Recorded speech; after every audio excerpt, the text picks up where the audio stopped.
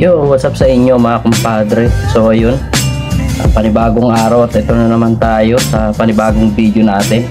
So medyo matagal-tagal tayo hindi nakagawa ng video. At ito, gagala na naman tayo kasama itong batang makulit na to. Kasi today is February 1 at syempre birthday nitong batang ito. So si-celebrate lang natin siya. So pupunta tayo sa kung saan gusto niya makakita ng buhaya daw. So sa puntong ito ay nasa simbahan muna kami, dumaan muna kami ng simbahan ng Baklaran.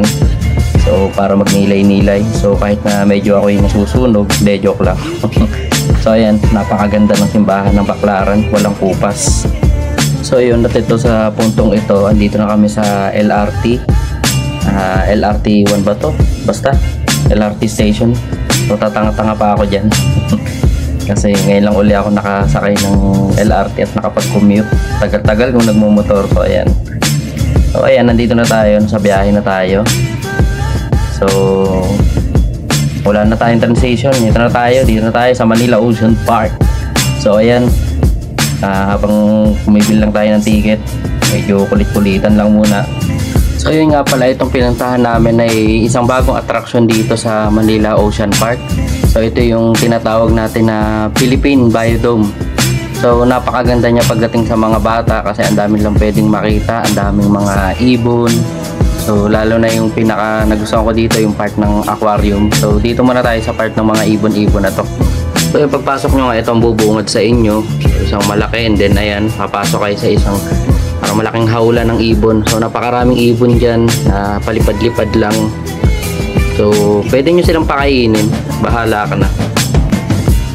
Pero ayan, hindi rin naman sila lalapit sa iyo kasi medyo mailap sila. So ayan, tamang video lang ako sa kanila. So mga lovebirds yata yung mga nandyan. Napakarami nila dyan. So meron pa tayong mga makikita, marami tayong makikita doon sa baba. So bababa lang tayo na kaunti pagtapos dyan. So ayan, wala na tayong transition. Gura na tayo. Ito na yung mga magagandang ibon na pwede mo silang pakainin, pwede kang magpa-picture dito.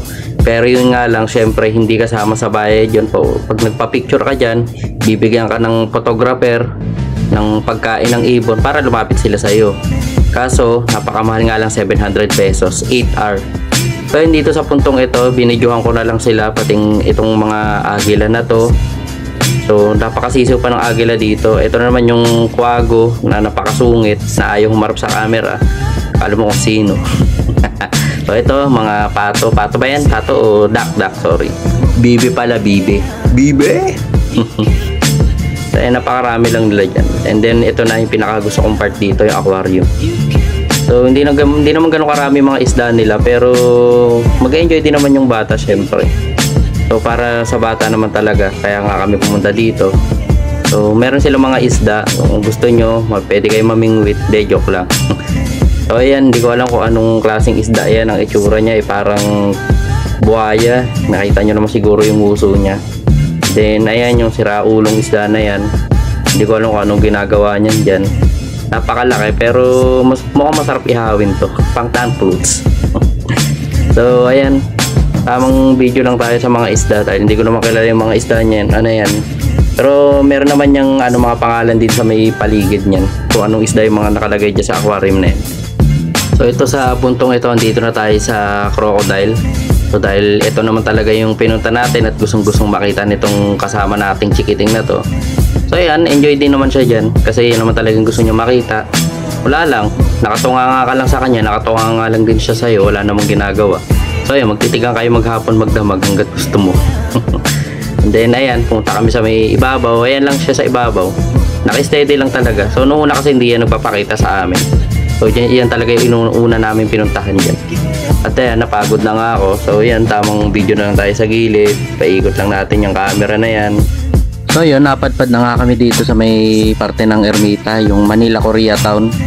So ayan, puro mga Korean restaurant, Samgyup, Kineme, Chenelin. So at yung sikat na restaurant sa kanta ni Andrew E, yung Cafe Adriatico. And then yan, dito na tayo sa bahay. Amang kanta na lang ng birthday, happy birthday, happy birthday. So ayan, siguro hanggang dito na lang yan. So ayun, kung umabot ka man sa puntong ito, so maraming salamat. So pakipollow na lang ang aking TikTok account at syempre sa Facebook, pakatalo rin tayo. Meron din tayong YouTube account. So, Edward C. Hanapin nyo na lang. Kumikita nyo na lang yun. So, ayun. Maraming salamat. Peace out. Birthday! Happy birthday! Happy birthday! Happy birthday to you! Yay! Wish! Okay, blow! Ay? Wish mo na, wish. Give a love.